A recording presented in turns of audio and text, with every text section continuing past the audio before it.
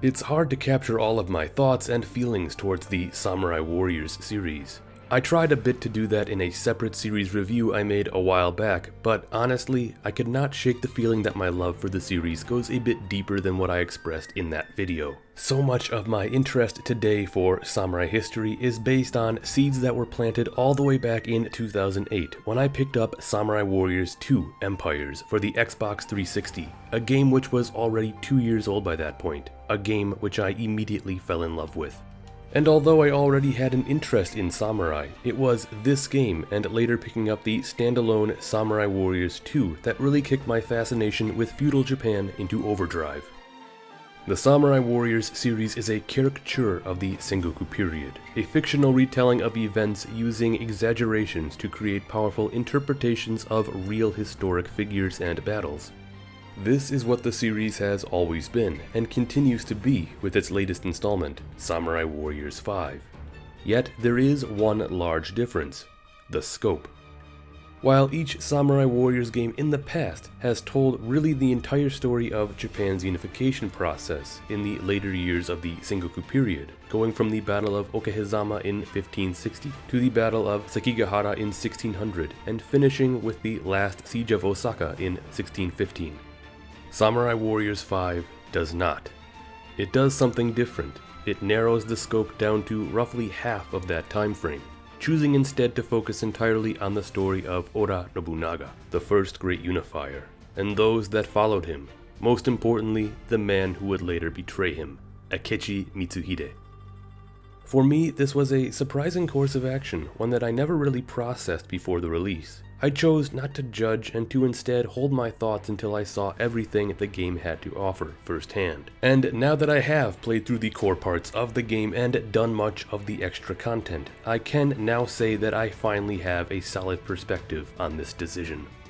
Now, I'm not here to harp on about the historical accuracy of the game. Samurai Warriors 5 tries to tell its own take on the story of Oda Nobunaga and Akechi Mitsuhide, crafting a unique retelling of the events that would all culminate in the betrayal at Honnoji in 1582. But don't worry, diving into the history and deeper story of Oda Nobunaga, the first of Japan's 3 great unifiers, is something that you can see in 2 videos done in collaboration to my review of the game here.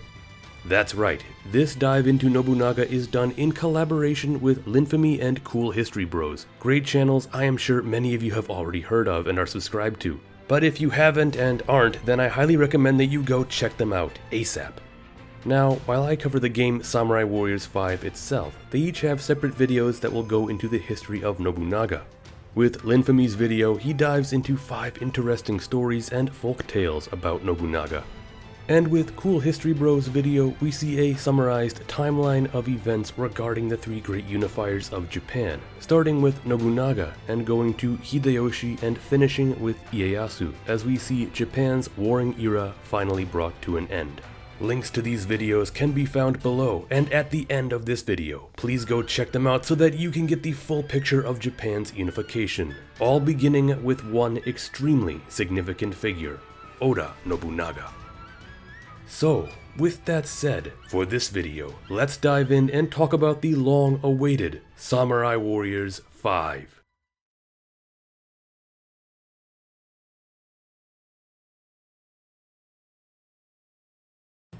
As previously mentioned, coming into this latest installment to the series, I was surprised and worried about the change in scope. Not that Koei wouldn't do a great job telling their fictional story rooted in history, but rather that the game would come off feeling incomplete without actually finishing the story of the period, as all previous releases have actually done. But if they were to narrow down the story to cover a fraction of the time period, it does make sense to focus on Oda Nobunaga, the unorthodox figure who would kick off the whole unification process. Telling the fascinating tale from his early rise as the Fool of Owari, where he had a deck stacked against him and had to persevere in order to succeed at all, to later evolving into a cold and determined warlord hell-bent on crushing all who stood before him, all in pursuit of his grand dream of a unified land under his sword. This game has done what no Samurai Warriors game has ever done before. Show us the transition of Nobunaga going from an optimistic youth to the demon king we have come to know.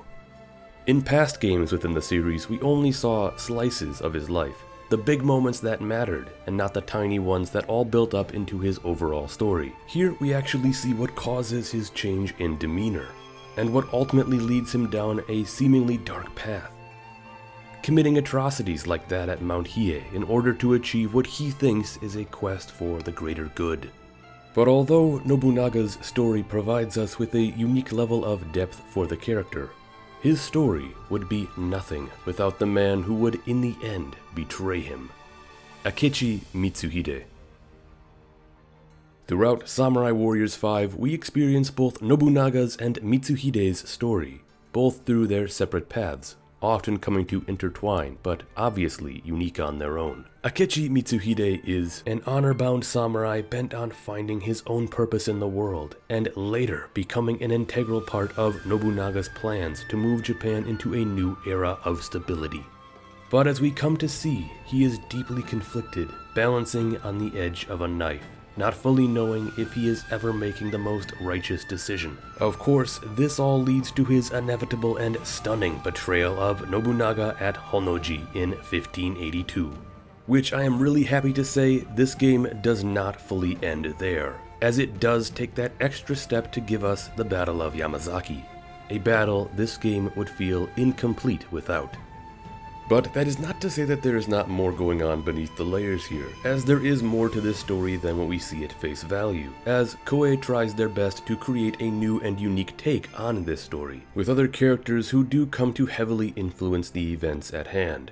We see a young Hideyoshi and young Ieyasu, the Dragon of Echigo, Uesugi Kenshin, and the Tiger of Kai, Takeda Shingen, Azai Nagamasa and Asakura Yoshikage. We even finally get unique characters given to important figures within the Ashikaga shogunate. And although these characters do come to have a large effect on the story unfolding, it is the shinobi or ninja characters from Iga and Koga who are really given a lot of the heavy lifting in terms of the plot towards the end of the game, as a larger conspiracy is unraveled. I personally did not like this decision and wish more genuine tension could have been built up, but overall, it's not something that I want to complain too heavily about. It's a Warriors game, it's not trying to be a masterpiece in storytelling, which is good because in my personal opinion, the story here really isn't the game's strong suit. Coming off the heels of the fantastic Samurai Warriors Spirit of Sanada back in 2016, a Samurai Warriors game that was somewhat of an open-world RPG with loads of character depth and immersion to the world around you, Samurai Warriors 5 just really can't compare to that level of detail. Spirit of Sanada sort of spoiled me with how great they told the story of the Sanada clan, and I really wish they had found a way to make Samurai Warriors 5 a bit more like that. Just going back to selecting stages felt like sort of a step backwards and ultimately hurt my overall level of connection to the characters and investment in the story, even with this game's fantastic cinematics that utilize great painted story setups that do an incredible job filling in background detail and setting you up well into the events of the story and time period. By no means was it bad, it does have a lot going for it, but it definitely felt a little bit lesser than what we have previously received, even with the fact that this game has a massive amount of content here for you to play through. But on top of that, there were some other issues I had when it came to the overall story. This is a game about the Oda, through and through. You have to play a ways through Nobunaga's story before you even unlock Mitsuhide's, and even then, you need to keep playing Nobunaga's just to unlock more of Mitsuhide's stages. And you do need to play both Nobunaga's story and Mitsuhide's because they both directly intertwine, and are needed in order for you to get a full picture of the grand story being told. There is no problem with having both sides be integral, I actually like that a lot, but I do feel the way they went about it was a bit wonky, as if you did want to play them side by side, not only would you have to catch Mitsuhide up to Nobunaga's story to play them both together, but you would also have to do the same stages multiple times from the different perspectives, which then would get a little repetitive. So in the end I ended up just playing Nobunaga's story first before even starting Mitsuhide's. Another thing is that with this being a story about the Oda and those closest to the Oda, we lost a lot of the ability to play battles from opposite perspectives. We do get the ability to do it here and there. A fine example is the Battle of Mikatagahara, one of the only times in the entire game where we can actually unlock the ability to play as the Takeda after we complete the Tokugawa side of things. There are other times we get to play as the Mori, as well as a handful of Hideyoshi and Ieyasu stages, but the only other times we really get the ability to play as anyone outside of the Oda and Oda allies is in some of the Reverie stages, a mode you unlock after finishing Nobunaga's path. It's here we get to see some of the other side of things through what-if stages. With a fine example and a clear standout to me is one where you have the ability to play as the Imagawa at Okehizama, crushing the Oda, which in the end probably is one of my favorite scenarios in the entire game, to be honest. I really enjoy stages like this because they harken back to the days of Samurai Warriors 2, where we could actually rewrite history. I love that kind of stuff, winning battles from perspectives that historically lost. I just wish this game went a little bit further with these, because they only go so far. As it is in this game, we already don't get the ability to play on the opposite side of many major battles. We only get Kenshin's side at Kawanakajima, and the Oda side at Anegawa, Nagashino, and Tedorigawa. We don't even get a what-if scenario allowing us to win the Battle of Yamazaki as Mitsuhide, something I really feel is a massive bummer after investing so much time into his story. Luckily, it does look like more scenarios will be coming in some planned DLC, so here's hoping we get more what-ifs. Overall though, I would rate the story as average. It doesn't hit the level of highs I wish it did and failed to give me a real sense of investment, especially given the fact that it gives us so narrow a slice of the period, not only in the time frame but also in the form of a smaller perspective. In the end, I don't think the change in scope was necessarily a bad thing, but I do hope whatever they follow this game up with does continue the story of the period and doesn't just leave us hanging here. But like I said, it is by no means bad, yet having experienced how good the story was in Spirit of Sanada, I just wish this game followed more in its footsteps. This also may or may not lead to problems with replay value once you have completed really everything there is to do in the story and reverie modes. Usually, we tend to get more replay value out of the extra modes in the game, and although the Citadel mode directly impacts the building up of your castle so that you can upgrade your characters and weapons using different buildings here, the actual levels in the Citadel mode are just 5-minute long tiny defensive matches, where you hold off waves of enemies until either time runs out or you defeat the final boss. These unfortunately get old rather fast. They are made better though if you are playing this game in co-op, which is something I have always loved about this series. I grew up playing this game on co-op with friends and family, so buying it on PS4 so that I could keep this tradition alive was well worth it. Now, let's briefly talk about the roster of characters before moving on to what I consider to be this game's true strength. One of the biggest changes that came with Samurai Warriors 5 came in the form of the unique playable characters. Being that the scope of this game had changed, a lot of the favorites from previous entries were absent from this game. Figures like Shima Sakon and Sanada Yukimura were unfortunately gone for obvious reasons. This led to a sort of restructuring of the roster to better fit this time frame. And for the most part, I think they did a great job. I can't tell you how awesome it is to finally be able to play as Yasuke, a character I think was long overdue in the series. In the past, I used to actually make him into a custom character just to be able to play as him. It's great that we finally have him for real. But I have to say that my favorite new character is, oddly enough, not even a main one. It's Okabe Motonobu. Motonobu is someone I really did not know much about prior to playing this game, but now he is one of my favorites. A former retainer of the Imagawa who later joined the Takeda and fought bravely to the death defending Takatenjin just before the fall of the Takeda clan. His courage, ferocity, and calm, respectful demeanor won me over even though he had very little screen time overall. I really hope he stays a unique character in the series moving forward. There were other noticeable standouts as well. Specifically, it was nice to see unique characters given to figures within the Ashikaga shogunate.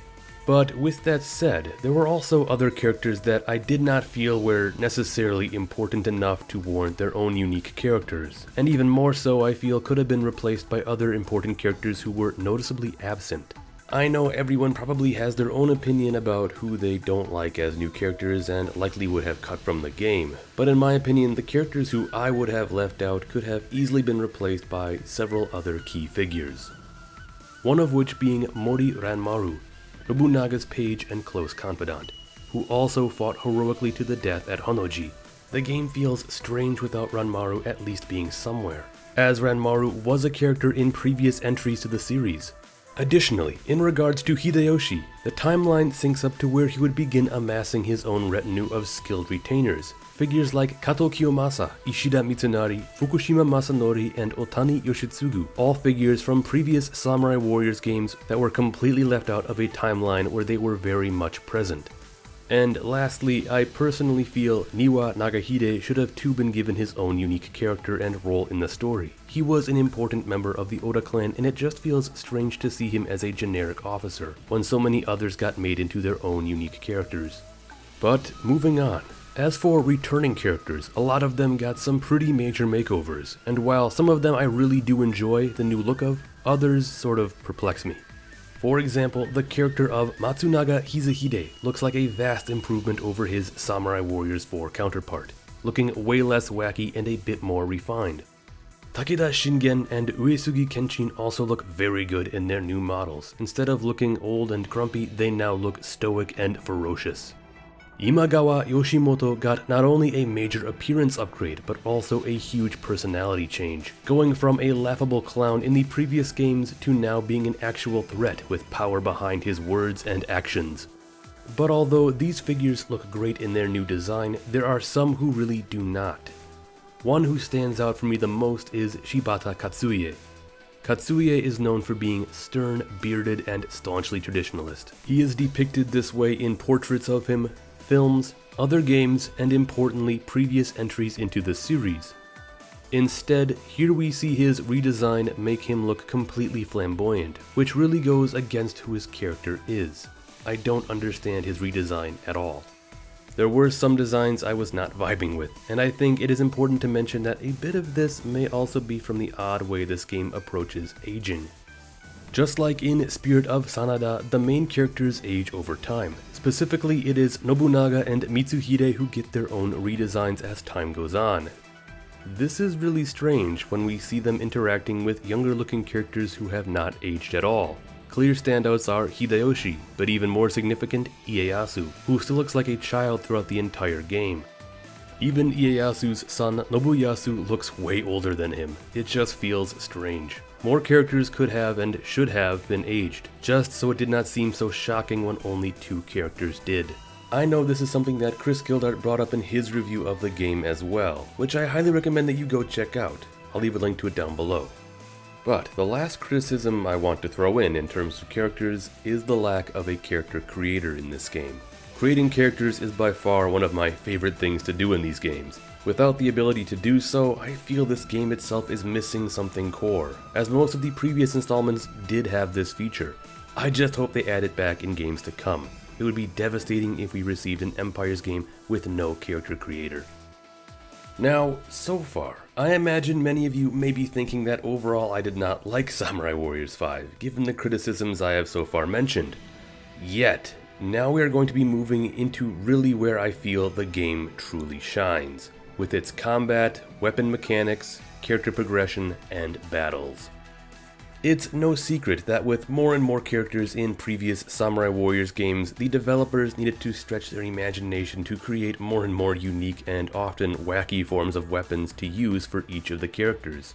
As previously, each character had their own personal weapon style different from everyone else. Moving forward, this would have started to get more difficult with each new character if they would have set Samurai Warriors 5 up to follow the full story of the period like they did in the past. No doubt they would have still found a way to do it, but I think what they chose to do instead makes way more sense.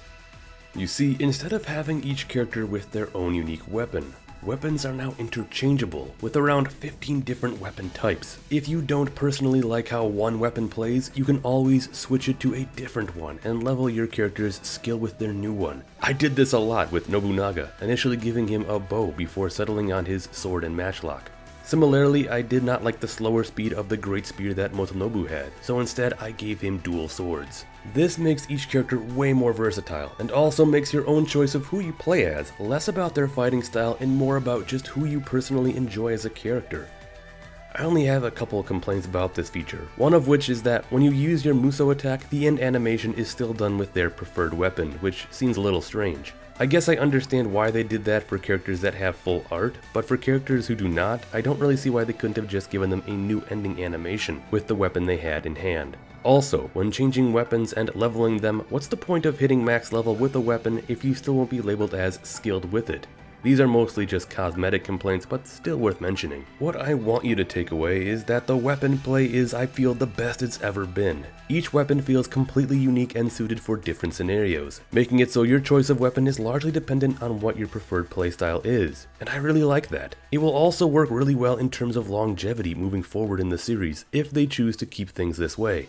And lastly, I really enjoy that most of the weapons really feel more grounded in reality. Sure, there are some weapons that are completely ridiculous, things like a drum or origami, but those are in the minority. From different types of spears, to polearms, swords, bows, and even guns, which, by the way, the hand cannon is easily the most overpowered weapon in the game, no argument. There is just a lot here that feels more accurate to the period, and I love to see that. The only weapon type I feel was missing was maybe an Ono-style Japanese axe.